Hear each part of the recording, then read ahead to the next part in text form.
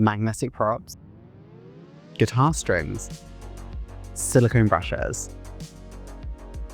These are just some of the hacks that we're going to be looking at today that you can use to help up your modeling game. Hey guys, it's model making time, and today we're looking at modeling hacks. No, I'm trying not to have this be just a clickbaity video. These are genuine hacks that I either have used or I still use to this day, including one that I've only just started doing, but I did because I was really bad at something. So I'm really excited to share these with you. If you're new here, I'm this modeler and I build really weird model kits that no one ever really builds or has decided collectively that they are not worth building.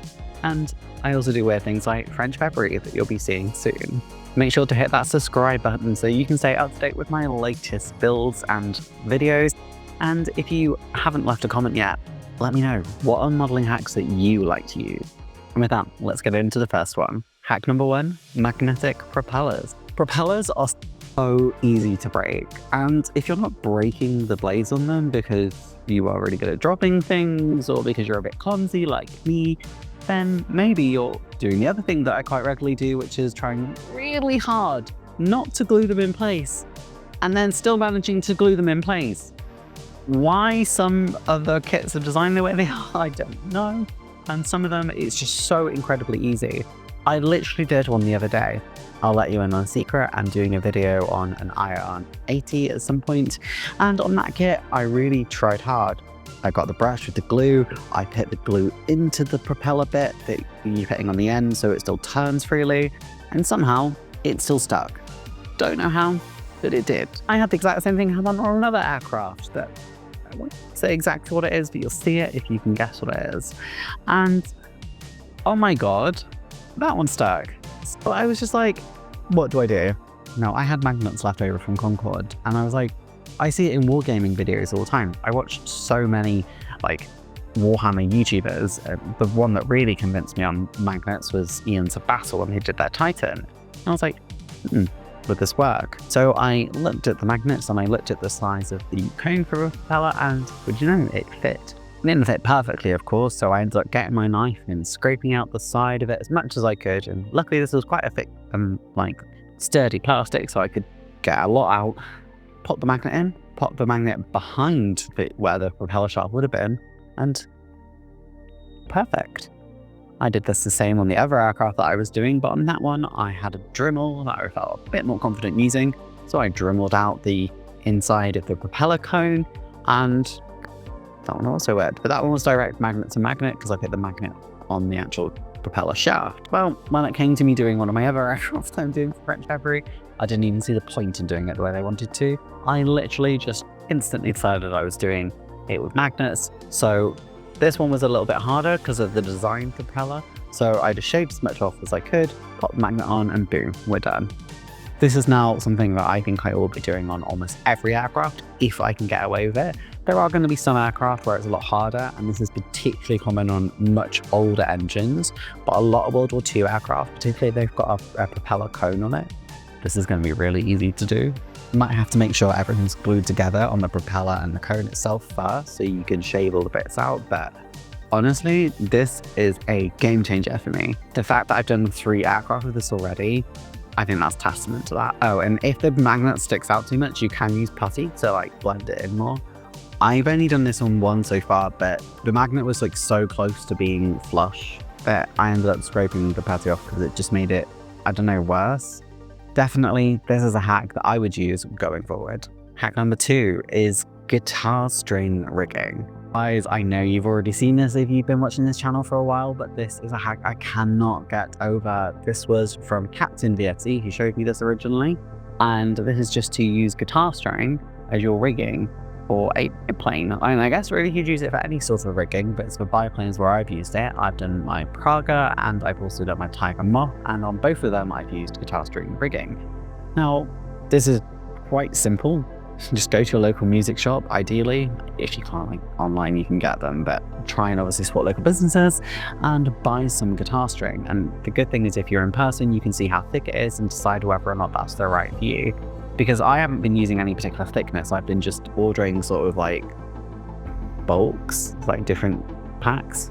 And then I ended up, you know, just selecting whichever one fit the vibe of the aircraft that I was doing.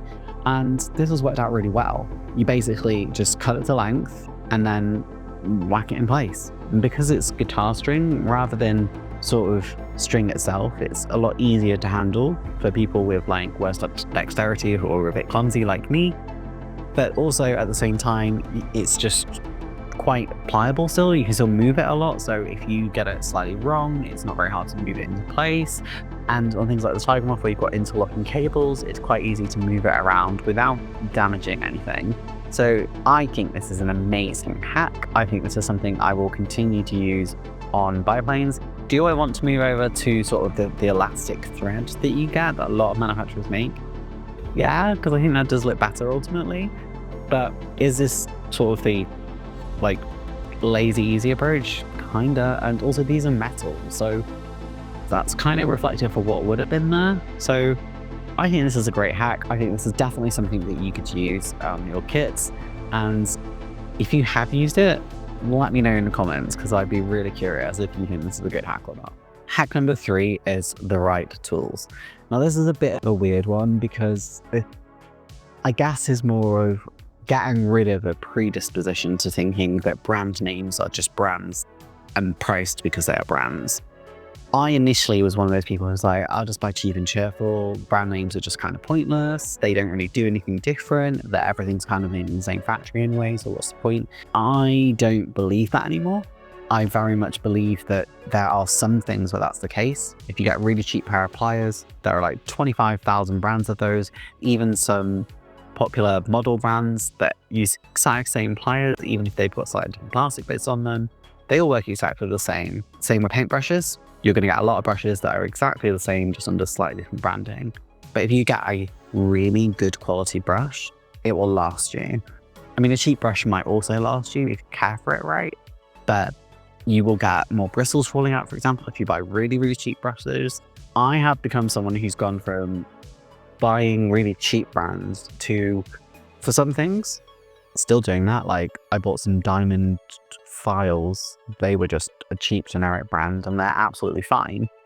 But for paintbrushes, I use a mix, and I'm trying to sort of move over to sort of having fewer brushes that are more reliable, but also then having some cheap brands like for airbrushes. Gallery and Vendor, thank you so much for improving the airbrush game at like cheaper entry-level prices, and for people like me who are more novice. So there's a mix here, and I think it's really important to like just accept that sometimes the brand name is better and it's the better, like a more expensive price because it is better. Like for ages, I've, as an example, used Revell putty because it was cheap and accessible to me. And now I've moved to AK putty, which isn't as accessible to me, but is around the same price, but actually it turns out it's much better and it's very different in terms of how it works, or at least I think it feels that way. So yeah, this is a weird hack because it's about just trying to get rid of that thought of you need to do something because other people are doing it, but also trying to make sure you balance that with not everything is exactly the same. Hack number 4 is silicone brushes. Silicone brushes are not talked about enough, and I don't really understand why. I love these. I use them all the time. We just talked about putty, right? So putty is something that you use to like fill in gaps or create texture, and silicone brushes are perfect for this.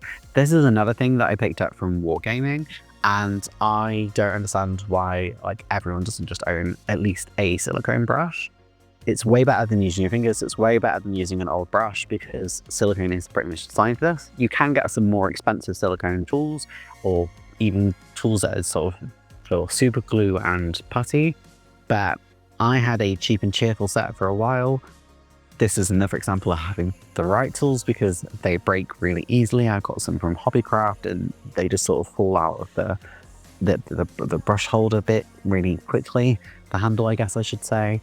But they have been so invaluable for cleaning up excess putty, for helping make sure you can get it into crevices, and then also if you want to create some texture, they're amazing for doing that. That's especially important for things like milliput. It's also good because you can get some wetness on it, but not too much wetness, which I find is a bit harder to control with a brush, because you also find that with a material like putty, it's more abrasive, it will rip stuff off, and that can brush strokes in it or really bristles in it, whereas the silicone tools are smooth, they are designed for this sort of thing, and yeah, it's a really weird and wonderful substance, silicone. Didn't think I would end up using these or loving these as much as I do, but they are now in the paintbrush pot with my paintbrushes because I use them that often. Hack number 5, and our final hack, is one that I don't actually use anymore, but one that I think almost everyone I know does, which is Sprue Goo, or plastic wastewater, or Spruce Soup, or plastic melt. Whatever you call it, whatever you've seen it called. I think this is again something that wargaming seems to have more of now. I see it in more wargaming videos than I do modeling videos, but I think it's useful for every single person to have. So basically, if you have like a pot of Tamiya cement, the glass bottles, you just pop your sprue in it, and over time it will become thicker because the plastic will melt down, it'll become one sort of substance, and eventually you'll have a substance that can help fill in gaps. And the reason I don't use this anymore is I just never really got on with it super well. But then I know some of my colleagues who use it and they do amazing work with it. It's just not for me, and that's okay. Not every tool, every hack, or every way of working is going to be right for every person. But how this would work is it's basically a really thick, putty-ish, glue-ish mixture, because a lot of the putties have similar contents in anyway. And it basically, you're just making your own, but it's probably more liquid, and you're using a lot of your waste sprue as well. So it's actually a really good use of materials, because otherwise your sprues, for most people, are probably going in the bin because you'll have millions of them anyway. So this is a really good use of excess material. Yes, you will have to sacrifice some of your cement, whether you're using Humber or Tamiya, whatever, but you're going to have to sacrifice a glass bottle of cement, not a full one, but a partly empty one.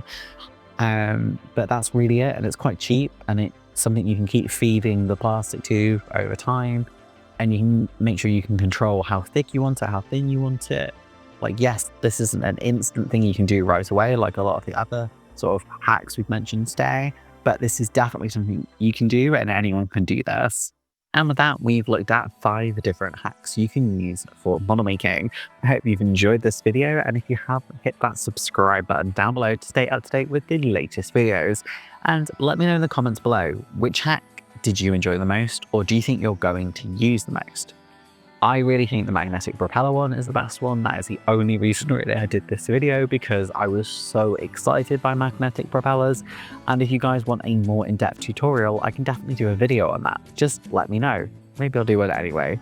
I don't know, I've got a lot of content planned this year. I'm already like 2 months deep into it, even though we're only in January. So yeah, we'll have to see. If you want to discuss these hacks with other modelers, then make sure to join my Discord. The link is in the description below. This is a place where you can speak to other like-minded modelers who are full of positivity for the hobby, and you can determine whether or not you think any of my hacks are stupid.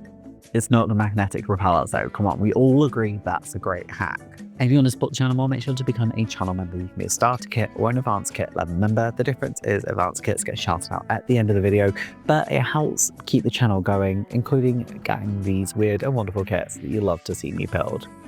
And with that, I will see you in the next video. See you later, guys. Bye! Thank you so much to all of my channel members. Whether you're a starter kit or advanced kit level member, you help keep this channel alive. A special shout out goes to my advanced kit level members, including Dafty Duck, Buff and Genevieve Albridge, David Barber, Taggers365, Jeff's Dioramas, Iron Duke, and my longest time subscribers, or at least at this tier, Explosive Water and Crazy Loacher. If you've enjoyed what you've seen here today, make sure to hit that subscribe button, and there's a recommended video here just for you, so why don't you go check it out? Come on, let's go.